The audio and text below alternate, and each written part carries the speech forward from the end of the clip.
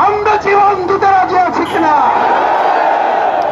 সংগ্রামী ভাই এবং বন্ধুগণ, আসুন বাংলাদেশ জামাত ইসলামী 2006 সালের 28 অক্টোবরে যে ঘটনা ঘটেছিল আমরা তার বিচার দাবি করছি।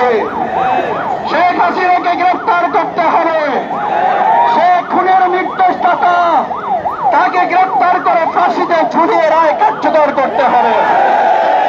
এবং আমাদের যে মামলা অন্যায়ভাবে শেখ হাসিনা প্রত্যাহার করেছে সেই মামলা তদন্ত করে পুনরায় চালু করতে হবে।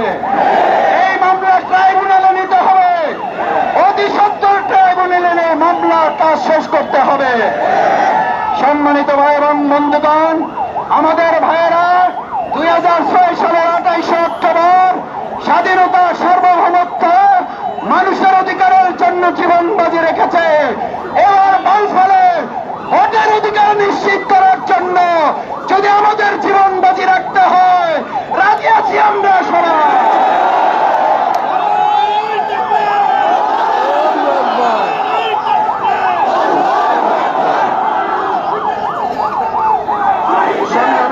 বন্ধুগণ, সবশেষ আপনাদেরকে আহ্বান জানাতে চাই,